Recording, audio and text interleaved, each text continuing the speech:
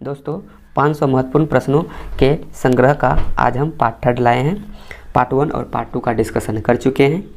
Part 1 और part 2 में कुल मिलाकर के हमने क्वेश्चन नंबर 200 तक डिस्कशन कर चुके हैं।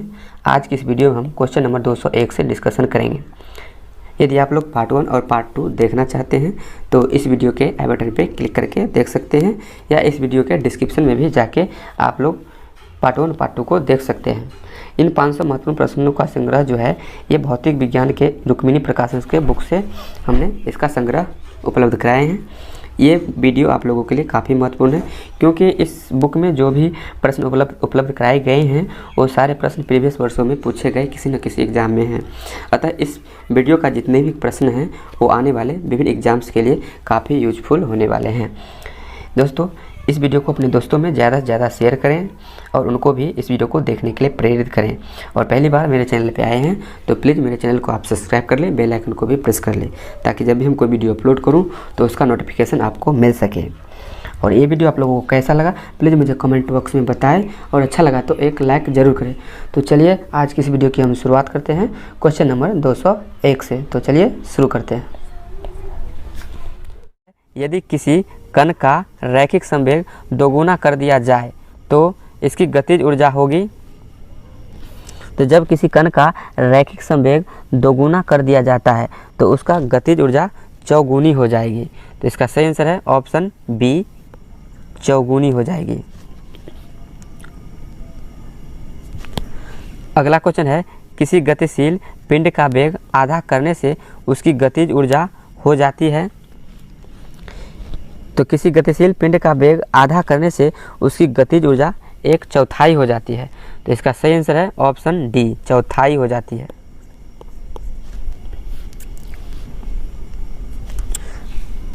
अगला क्वेश्चन है, किसी वस्तु का संवेग डैश होता है। तो किसी वस्तु का संवेग द्रव्यमान और वेग दोनों पर निर्भर करता है। तो इस क्वेश्चन का सही आंसर है ऑप्शन सी, द्रव्यमान और वेग दोनों पर निर्भर करता है।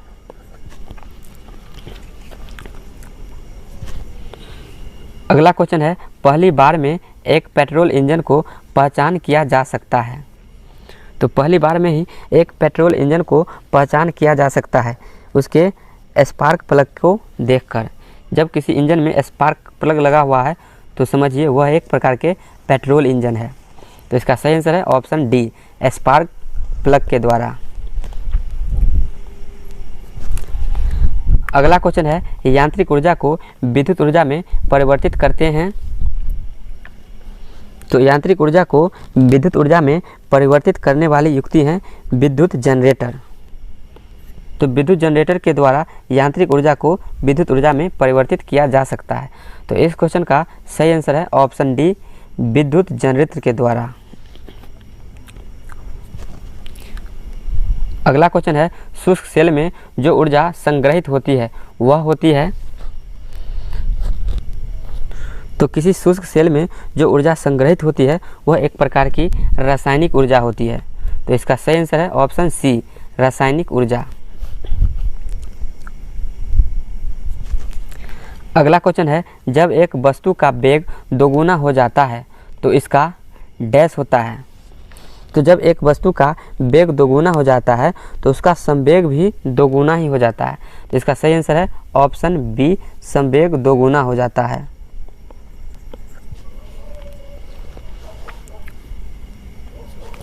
अगला क्वेश्चन है, दो असमान द्रव्यमानों की गतिज ऊर्जा समान है तब अधिक द्रव्यमान का आवेग होगा। तो दो असमान द्रव्यमान की गतिज ऊर्जा समान है तो उसका अधिक द्रव्यमान का आवेग होगा अधिक। तो इस क्वेश्चन का सही आंसर है ऑप्शन बी, ज़्यादा हो जाएगा। अधिक द्रव्यमान वाले पिंड का आवेग अधिक होगा।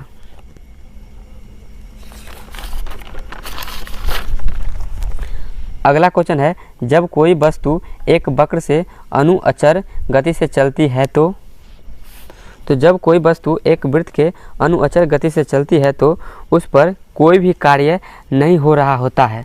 तो इसका सही आंसर है ऑप्शन ए, उस पर कोई भी कार्य नहीं हो रहा होता है।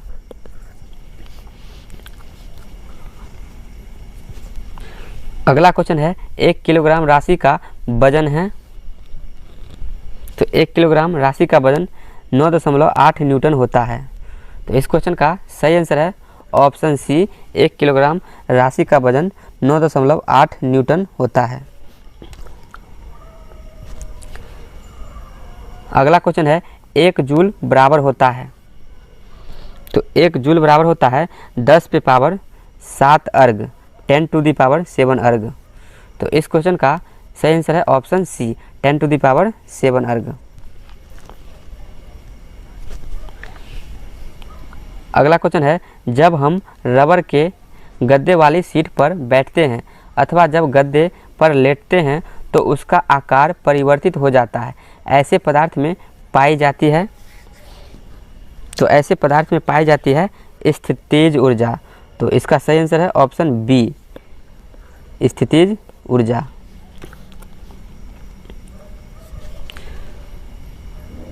अगला क्वेश्चन है जड़त्व आघूर्ण व कोणीय वेग का गुणनफल होता है। तो जड़त्व आघूर्ण और कोणीय वेग का गुणनफल कोणीय संवेग कहलाता है। तो इसका सही आंसर है ऑप्शन डी, कोणीय संवेग।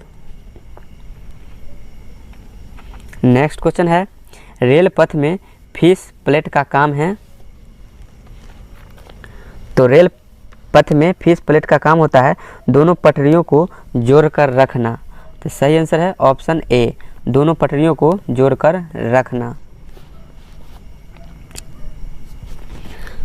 अगला क्वेश्चन है इंजन से पावर आवेगों को शिथिल करने के लिए प्रयुक्ति हैं।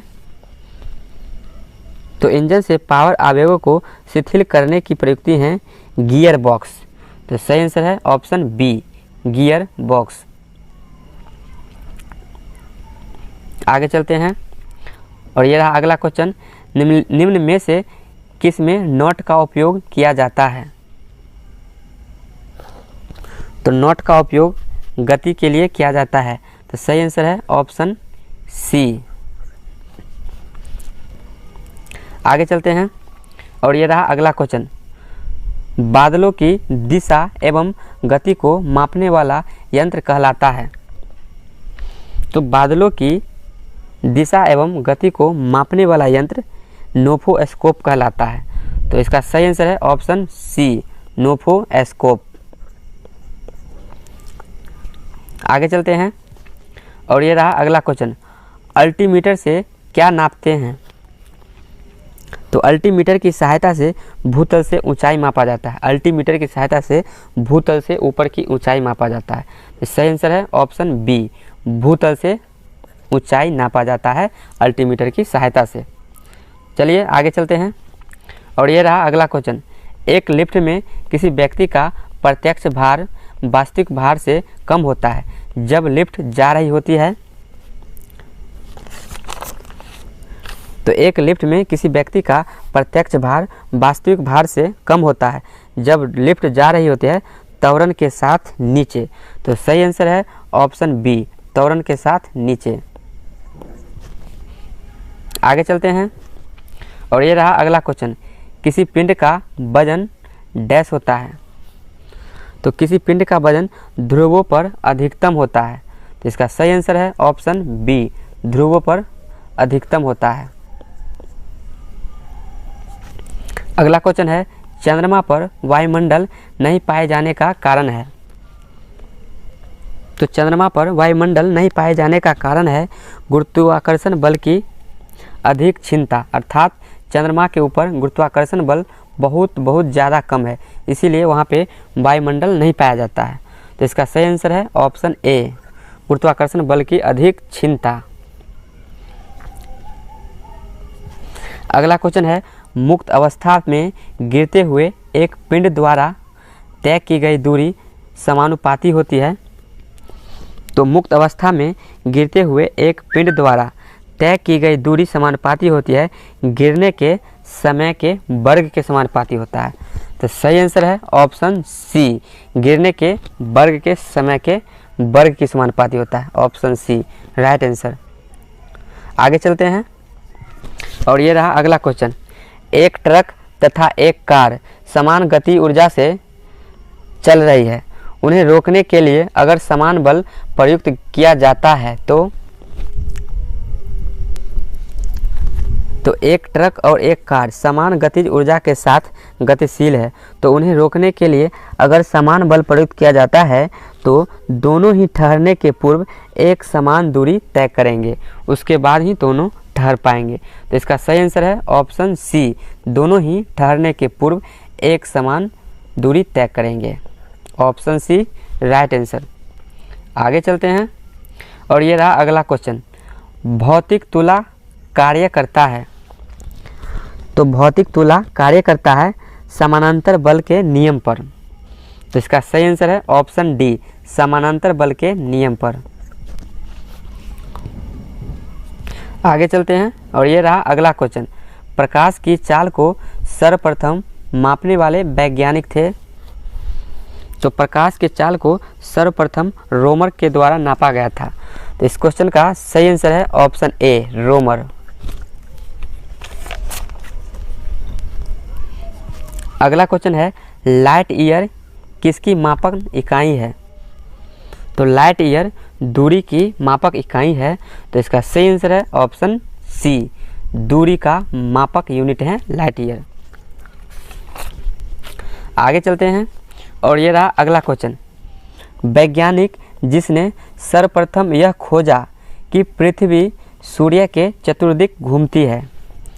तो वह वैज्ञानिक जिसने सर्वप्रथम यह खोजा कि पृथ्वी सूर्य के चतुर्दिक घूमती हैं, तो वो वैज्ञानिक हैं कोपरनिकस। तो इसका सही आंसर है ऑप्शन बी, कोपरनिकस।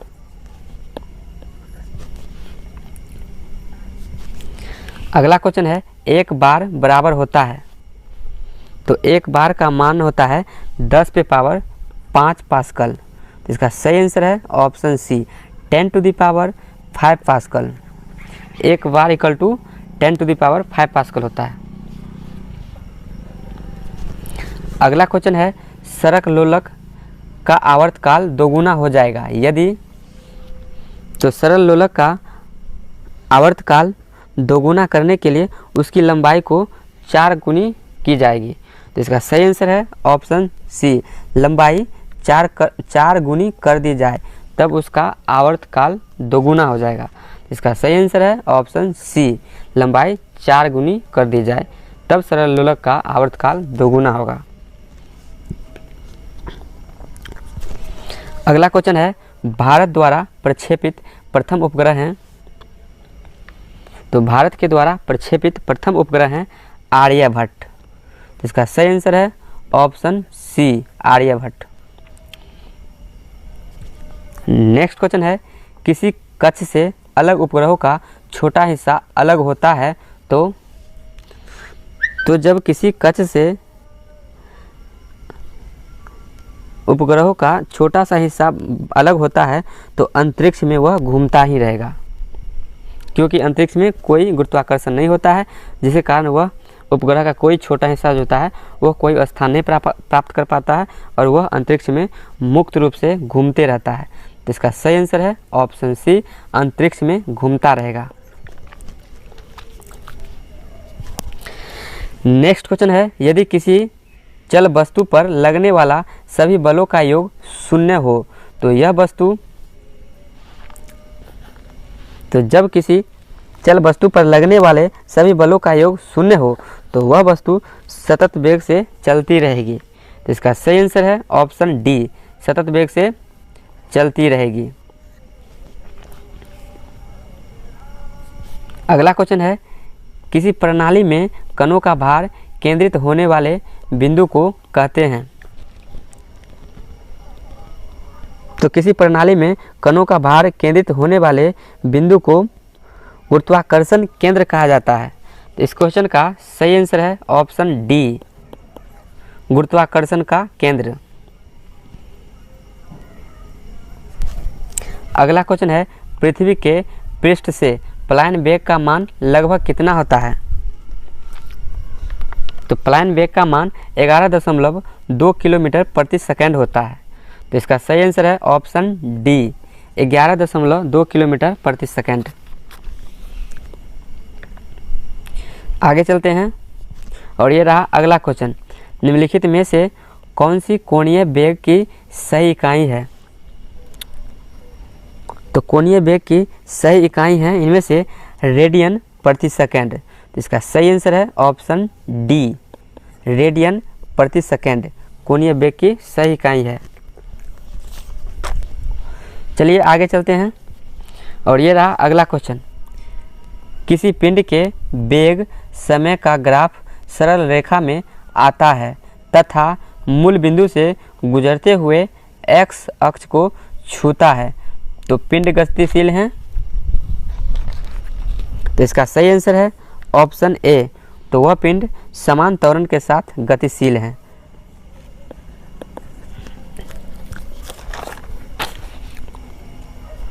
अगला क्वेश्चन है, जब एक कण रैखिक सरल आवर्त गति में रहता है। तो जब एक कण रैखिक सरल आवर्त गति में रहता है तो वह मध्य पर स्थित होता है। तो इसका सही आंसर है ऑप्शन बी, मध्य स्थिति पर होता है। चलिए अब आगे चलते हैं, अगला क्वेश्चन देखते हैं और ये रहे आपका अगला क्वेश्चन, एक चलती हुई कार और एक रेल इंजन दोनों में समान गतिज ऊर्जा है, इसका संवेग ज़्यादा होगा। तो एक कार और एक रेल इंजन दोनों समान गति से चल रही है तो उनमें से किसका संवेग सबसे ज़्यादा होगा। तो जिसका भार सबसे ज़्यादा होगा उसका संवेग भी सबसे ज़्यादा होगा, क्योंकि किसी भी वस्तु का संवेग उसके भार पर निर्भर करता है। तो इसमें से कार और रेल इंजन में दोनों में सबसे ज़्यादा भार किसका है। तो सबसे ज़्यादा भार है रेल इंजन का। तो इसका सही आंसर भी होगा रेल इंजन का संवेग सबसे ज़्यादा होगा। तो इसका सही आंसर होगा ऑप्शन बी, रेल इंजन का। चलिए अब आगे चलते हैं और ये रहा अगला क्वेश्चन। अगला क्वेश्चन है, क्रायोजेनिक इंजनों का प्रयोग निम्नलिखित में से किसमें होता है। तो क्रायोजेनिक इंजन का प्रयोग उपयुक्त ऑप्शन में से रॉकेट प्रौद्योगिकी में होता है। तो इसका सही आंसर होगा ऑप्शन डी, रॉकेट प्रौद्योगिकी, रॉकेट तकनीकी। अगला क्वेश्चन है, साधारण मशीन की क्षमता सामान्यतः दर्शाई जाती है। तो किसी भी साधारण मशीन की क्षमता को दर्शाने के लिए किलोवाट को उपयोग किया जाता है। तो इसका सही आंसर है ऑप्शन सी, किलोवाट। किलोवाट में ही किसी मशीन की क्षमता को दर्शाया जाता है। अगला क्वेश्चन है, द्रवों में पृष्ठ तनाव का कारण है। तो द्रव में पृष्ठ तनाव का कारण होता है अणुओं के मध्य संसंजक बल। दो अणुओं के बीच में संसंजक बल होता है जिसके कारण द्रवों में पृष्ठ तनाव होता है। तो इसका सही आंसर है ऑप्शन बी, अणुओं के मध्य संसंजक बल, ऑप्शन बी राइट आंसर है। चलिए आगे चलते हैं और ये है अगला क्वेश्चन, निम्नांकित में से कौन सा प्रथम श्रेणी के लीवर का उदाहरण है। तो इसमें से प्रथम श्रेणी के लीवर का उदाहरण है प्लायर। तो इसका सही आंसर होगा इस क्वेश्चन का ऑप्शन ए, प्लायर एक प्रकार के प्रथम श्रेणी के लीवर का उदाहरण है। चलिए आगे चलते हैं और ये है अगला क्वेश्चन आपका। अगला क्वेश्चन है, लेज का नियम किसके संरक्षण के नियम का नतीजा है। तो लेज के नियम जो है ऊर्जा के संरक्षण के नियम का नतीजा है, क्योंकि लेज का नियम जो है वह ऊर्जा के संरक्षण से संबंधित है। तो इसका सही आंसर होगा ऑप्शन ए, ऊर्जा। अगला क्वेश्चन है, पार्श्व विकृति और अनुदैर्ध्य विकृति के अनुपात को क्या कहा जाता है। तो पार्श्व विकृति और अनुदैर्ध्य विकृति के अनुपात को पवासो अनुपात कहा जाता है। तो इसका सही आंसर होगा ऑप्शन ए, पवासो अनुपात।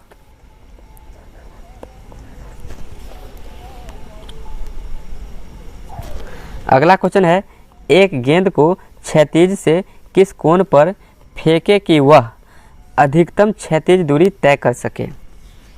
तो किसी भी गेंद को क्षैतिज से 45 डिग्री के कोण पे फेंकने पर वह अधिकतम दूरी तय करेगी। तो इसका सही आंसर होगा ऑप्शन ए, 45 डिग्री के कोण पर फेंकने पर।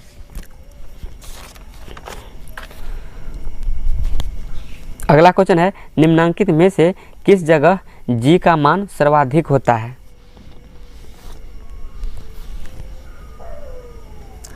तो इनमें से g का मान सर्वाधिक होगा अंटार्कटिका में, किसी भी स्थान पे g का मान सर्वाधिक होगा,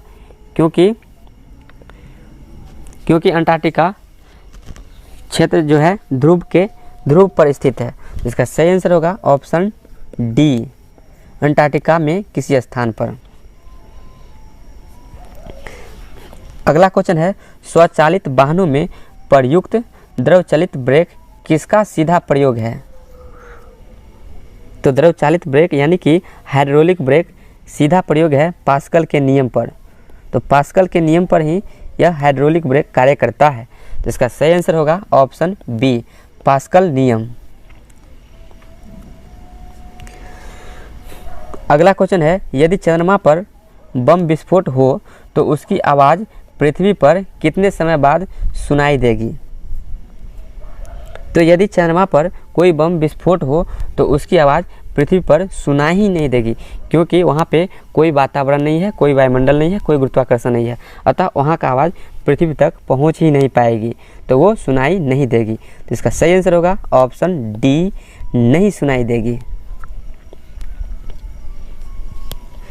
अगला क्वेश्चन है, हिमपाती होता है जब? तो हिमपाती होता है जब हवा का औसत बिंदु हिमांक से कम होता है। तो इसका सही आंसर है ऑप्शन सी, हवा का औसत बिंदु हिमांक बिंदु से कम होता है तो हिमपाती होता है। तो इसका सही आंसर है ऑप्शन सी। अगला क्वेश्चन है, किस प्रकार की रेल इंजन की दक्षता सर्वाधिक होती है?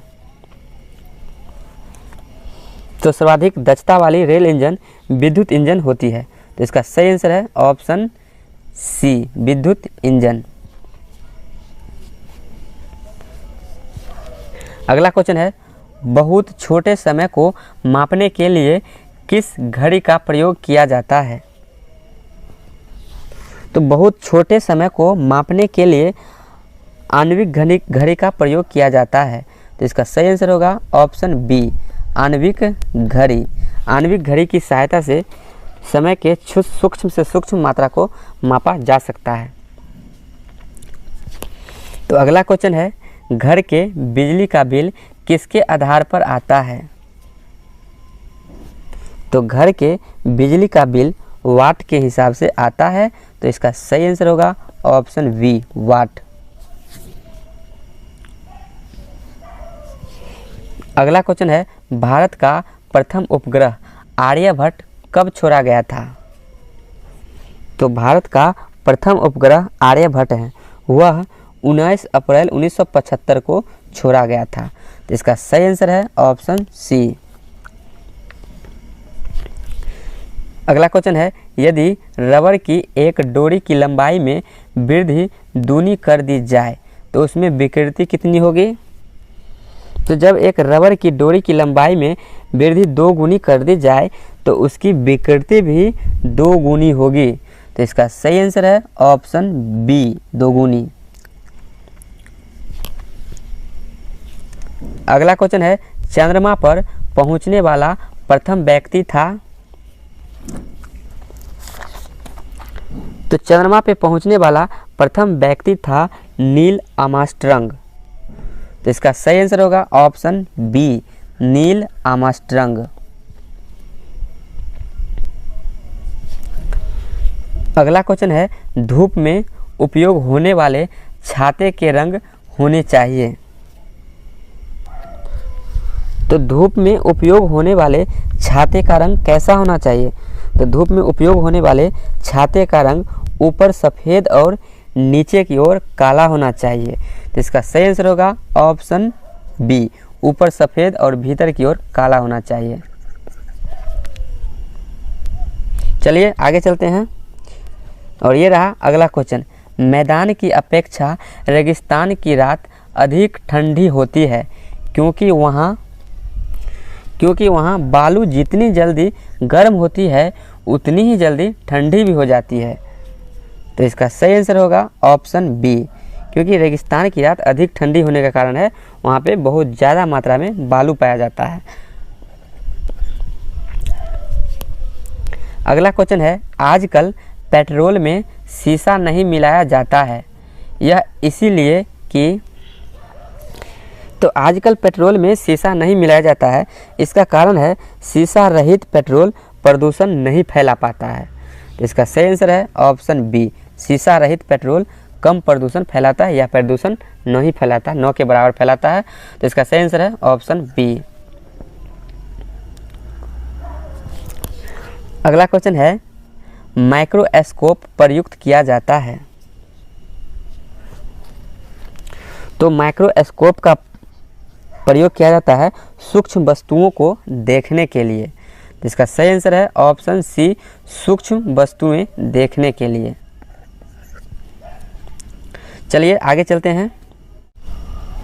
अगला क्वेश्चन है, बात्या भट्ठी में उत्पादित लोहा है। तो जो लोहा बात्या भट्ठी में उत्पादित होता है वह कास्ट आयरन होता है। तो इसका सही आंसर है ऑप्शन ए, कास्ट आयरन। चलिए अगला क्वेश्चन पे चलते हैं। अब ये रहा अगला क्वेश्चन, पोर्टलैंड सीमेंट के विनिर्माण के लिए उपयोग में ली गई कच्ची सामग्री है। तो पोर्टलैंड के सीमेंट होता है, उसके विनिर्माण के लिए उपयोग में जो कच्ची सामग्री ली जाती है वह सामग्री होती है एल्यूमिना, मिट्टी एवं जिप्सम। तो इसका सही आंसर है ऑप्शन बी, एल्यूमिना, मिट्टी एवं जिप्सम की सहायता से पोर्टलैंड सीमेंट का निर्माण किया जाता है। चलिए अगला क्वेश्चन पे चलते हैं। और ये रहा अगला क्वेश्चन, किलोवाट घंटा किसकी इकाई है। किलोवाट घंटा ऊर्जा की इकाई होता है। तो इसका सही आंसर है ऑप्शन बी, ऊर्जा। चलिए अगला क्वेश्चन पे चलते हैं। और ये रहा अगला क्वेश्चन, 1 हॉर्स पावर का मान किसके बराबर है। तो 1 हॉर्स पावर का मान 746 वाट के बराबर होता है। तो इसका सही आंसर है ऑप्शन सी, 746 वाट। अगला क्वेश्चन है, यदि प्रक्षेप्य के वेग को दोगुना कर दिया जाए तो उसका अधिकतम प्रास यदि प्रक्षेप्य के वेग को दोगुना कर दिया जाए तो उसका अधिकतम प्रास 4 गुना हो जाएगा। तो इसका सही आंसर है ऑप्शन बी, 4 गुना हो जाएगा। चलिए अगला क्वेश्चन पे चलते हैं। और ये रहा अगला क्वेश्चन, निम्नलिखित में से कौन सी भौतिक राशि हैं जो मात्रा में वृद्धि के बाद भी अप्रभावित रहती है। तो वह राशि है घनत्व, जो मात्रा में परिवर्तन हो जाए लेकिन और उसके मात्रा में वृद्धि भी हो जाए फिर भी वह उस पर कोई असर नहीं होता है। तो वह है घनत्व। किसी वस्तु में मात्रा में चाहे बढ़ जाए, 1 किलो हो जाए, 2 किलो हो जाए, लेकिन उसका घनत्व समान ही रहेगा। तो इसका सही आंसर है ऑप्शन डी।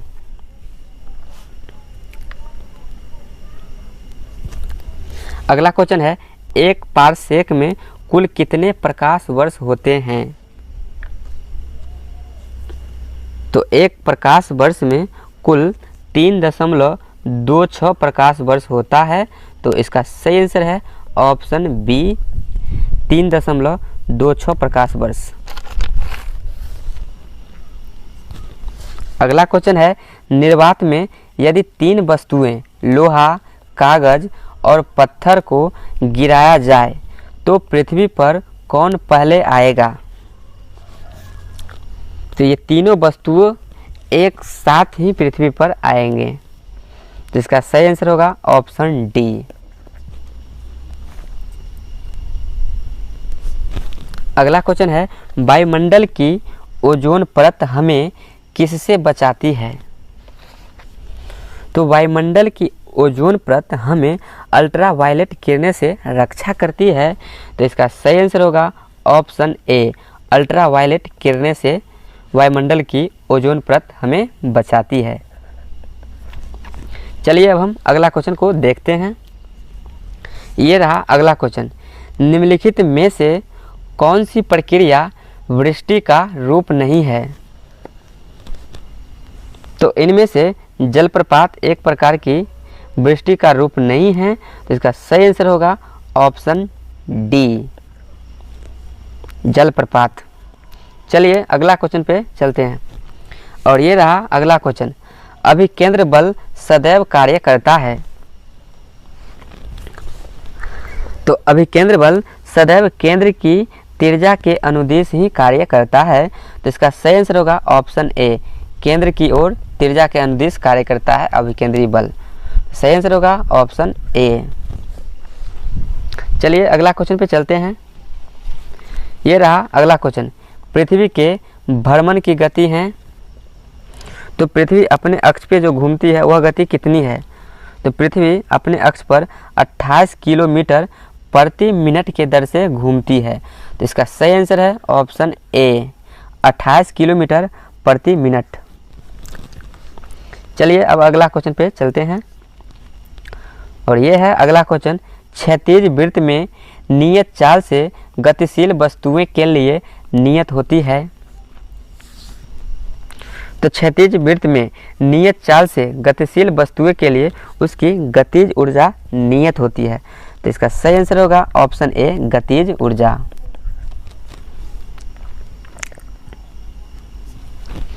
अगला क्वेश्चन है, अंतरिक्ष में दो बिंदुओं की पृथकता की दूरी को कहते हैं।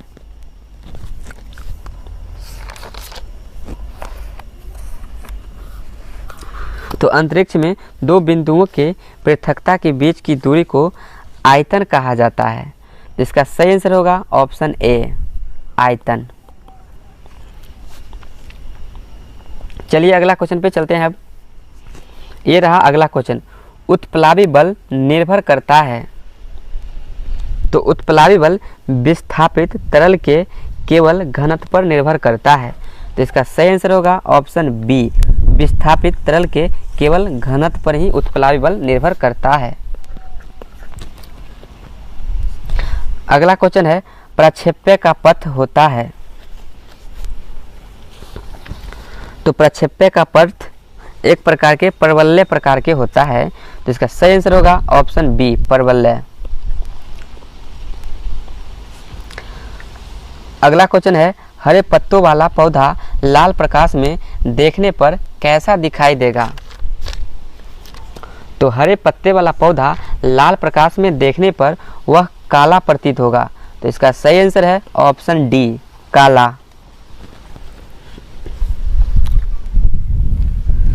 अगला क्वेश्चन है, एक समान आयतन के लकड़ी तथा लोहे के गोले को h ऊंचाई से एक साथ गिराई जाए तो दोनों गिरेंगी। तो जब एक समान आयतन के लकड़ी तथा लोहे के गोले को h ऊंचाई से गिराया जाए तो दोनों पृथ्वी पर एक साथ गिरेंगी, तो इसका सही आंसर होगा ऑप्शन बी, एक साथ गिरेंगे। चलिए अब हम अगला क्वेश्चन देखते हैं और ये रहा अगला क्वेश्चन, द्रव की बूंदें निम्नलिखित में से किसके कारण गोल हो जाती है? तो द्रव की बूंद को गोल होने का कारण होता है पृष्ठ तनाव, इसका सही आंसर है ऑप्शन डी, पृष्ठ तनाव। चलिए अब हम अगला क्वेश्चन देखते हैं और ये रहा अगला क्वेश्चन, एमसीबी जो लघु पथन के मामले में विद्युत की पूर्ति को काट देता है वह काम करता है। तो विद्युत इलेक्ट्रिसिटी कनेक्शन में जो एमसीबी लगा होता है वह विद्युत में लघु पथन के मामले में विद्युत के कनेक्शन को काट देता है। वह काम करता है धारा के ताप के प्रभाव पर, जैसे जैसे उसका टेम्परेचर बढ़ता है वह कनेक्शन को अलग कर देता है, जिसका सही आंसर होगा ऑप्शन ए, धारा के ताप प्रभाव पर। चलिए अगला क्वेश्चन देखते हैं और ये रहा अगला क्वेश्चन, पारा कांच को नहीं भिगोता है, कारण है? तो पारा कांच को नहीं भिगोता है, उसका कारण होता है पारा का आसंजन, तो इसका सही आंसर है ऑप्शन सी, पारा का आसंजक बल। चलिए अगला क्वेश्चन देखते हैं। और ये रहा अगला क्वेश्चन। पानी से ऊपर तक भरे एक मग में पानी के सतह पर बर्फ का टुकड़ा तैर रहा है। जब बर्फ का टुकड़ा पिघलेगा तो इस स्थिति में पानी के सतह पर कोई प्रभाव नहीं पड़ेगा, अर्थात पानी का स्तर अपरिवर्तित रहेगा। तो इसका सही आंसर है ऑप्शन सी। चलिए अब हम अगला क्वेश्चन देखते हैं। ये रहा अगला क्वेश्चन। किसी तापमान पर जल का घनत्व अधिक होता है, तो वह तापमान है जहाँ पे जल का घनत्व अधिक होता है, वह तापमान है 4 डिग्री सी, जहाँ पे जल का घनत्व सर्वाधिक होता है। जिसका सही आंसर होगा ऑप्शन बी। चलिए अगला क्वेश्चन देख लेते हैं। ये रहा अगला क्वेश्चन। जल पृष्ठ पर लोहे के टुकड़े के न तैरने का कारण है। जल के पृष्ठ पर लोहे के टुकड़े के न तैरने का कारण है। इसका कारण है लोहे द्वारा विस्थापित जल का भार लोहे के भार से कम होता है, जिसके कारण लोहे का टुकड़ा जल में न तैर पाता है और वह डूब जाता है। तो इसका सही आंसर होगा ऑप्शन ए, लोहे द्वारा विस्थापित जल का भार लोहे के भार से कम होता है। ऑप्शन ए सही उत्तर है। चलिए अगला क्वेश्चन देख लेते हैं। ये रहा अगला क्वेश्चन। स्थिर पानी में मिट्टी का तेल डालने पर मच्छर कम होता है, क्योंकि यह तो स्थिर पानी में मिट्टी का तेल डालने पर मच्छर कम हो जाता है। इसका कारण है कि मच्छर का लार्वा जो होता है पानी में डूब जाता है।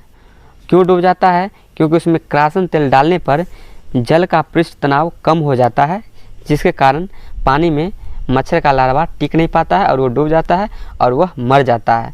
तो इसका सही आंसर होगा ऑप्शन सी।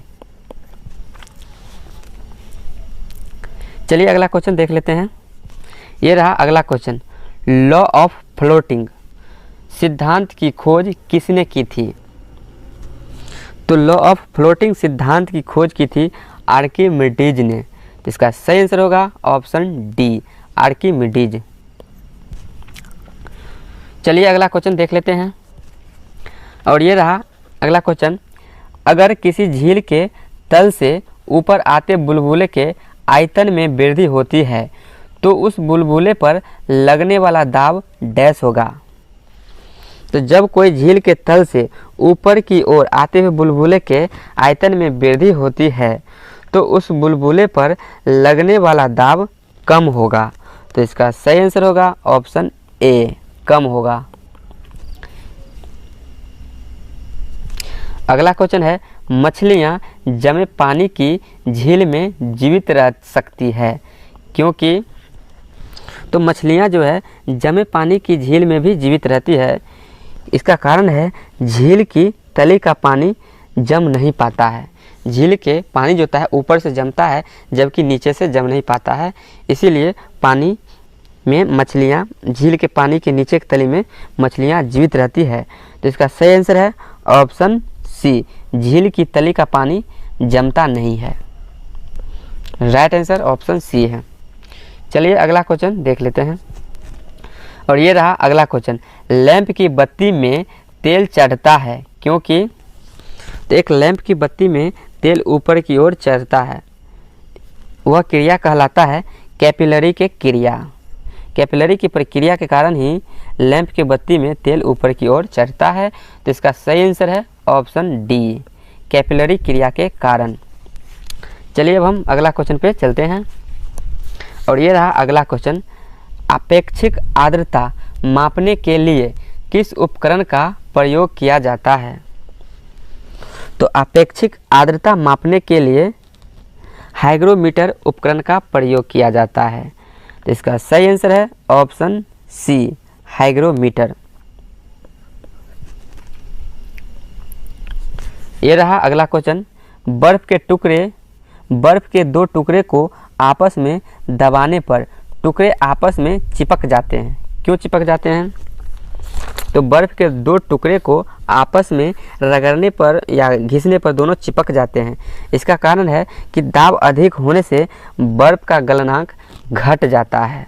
तो सही आंसर है ऑप्शन बी, दाब अधिक होने से बर्फ का गलनांक घट जाता है। चलिए अब हम अगला क्वेश्चन पे चलते हैं। ये रहा अगला क्वेश्चन, ठोस की शुद्धता किसके निर्धारण द्वारा प्राप्त की जाती है? तो किसी भी ठोस की शुद्धता नापने के लिए उसको गलनांक बिंदु पर तय किया जाता है कि उसका गलनांक बिंदु कितना है, उसके आधार पे ही किसी ठोस की शुद्धता तय होता है। तो इसका सही आंसर होगा ऑप्शन बी, गलनांक बिंदु पर। चलिए अब हम आगे चलते हैं और ये रहा अगला क्वेश्चन, तैराक को नदी के बुलबुले समुद्री पानी में तैरना आसान क्यों लगता है? तो एक तैराक को नदी के पानी में तैरने के मुकाबले समुद्री पानी में तैरना आसान होता है। इसका कारण है समुद्री पानी का घनत्व साधारण पानी की अपेक्षा ज़्यादा होता है, जिसके कारण तैराक समुद्री पानी में आसानी से तैरना अनुभव करता है एक सादा पानी वाले नदी में की अपेक्षा। तो इसका सही आंसर होगा ऑप्शन सी, समुद्री पानी का घनत्व साधारण पानी से ज़्यादा होती है। तो राइट आंसर है ऑप्शन सी। चलिए अगला क्वेश्चन देखते हैं। अगला क्वेश्चन है, जब कोई हवा का बुलबुला किसी झील की तलहटी से सतह तक आता है तो जब कोई हवा का बुलबुला किसी झील की तलहटी से सतह तक आता है तो यह आकार में बढ़ जाता है। तो इसका सही आंसर होगा ऑप्शन बी, यह आकार में बढ़ जाता है। चलिए आगे चलते हैं और ये रहा अगला क्वेश्चन, 200 किलोग्राम भार की एक नाव पानी में तैरती है, विस्थापित पानी का भार होगा। तो 200 किलोग्राम भार की एक नाव पानी में तैर रही है तो उसके द्वारा विस्थापित पानी का भार भी 200 किलोग्राम ही होगा। तो इसका सही आंसर होगा ऑप्शन डी।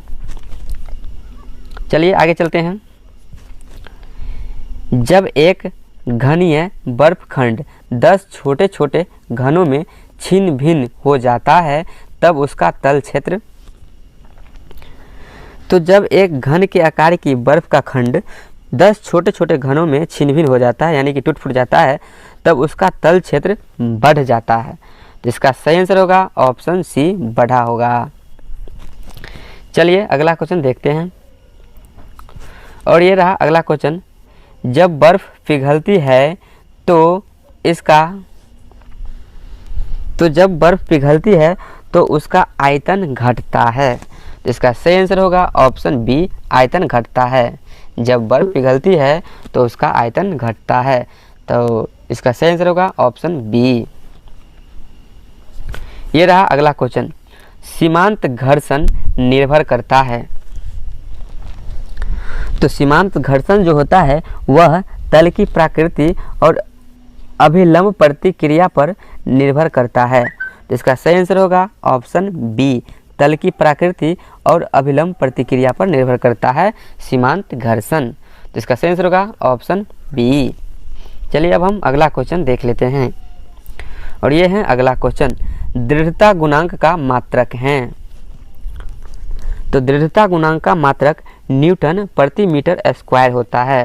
तो इसका सही आंसर है ऑप्शन बी, न्यूटन प्रति मीटर स्क्वायर। राइट आंसर है ऑप्शन बी, न्यूटन प्रति मीटर स्क्वायर। चलिए अब हम अगला क्वेश्चन देखते हैं। अगला क्वेश्चन है, प्रेशर कुकर में भोजन जल्दी पकता है क्योंकि, तो एक प्रेशर कुकर में भोजन बहुत जल्द पक जाता है। इसका कारण होता है कि प्रेशर कुकर जो होता है वो पानी का क्वथनांक को बढ़ा देता है। तो इसका सही आंसर होगा ऑप्शन बी, पानी का क्वथनांक बढ़ जाता है। अगला क्वेश्चन है, किसी झील की सतह का पानी बस जमने ही वाला है, झील के अंधस्थल में जल का क्या तापमान होगा? तो जब किसी झील के सतह का पानी बस जमने ही वाला होता है तो झील के बीच में जल का तापमान होगा 4 डिग्री सेंटीग्रेड। तो इसका सही आंसर है ऑप्शन डी, 4 डिग्री सेंटीग्रेड। तो अंत में thank you for watching. Please subscribe my YouTube channel.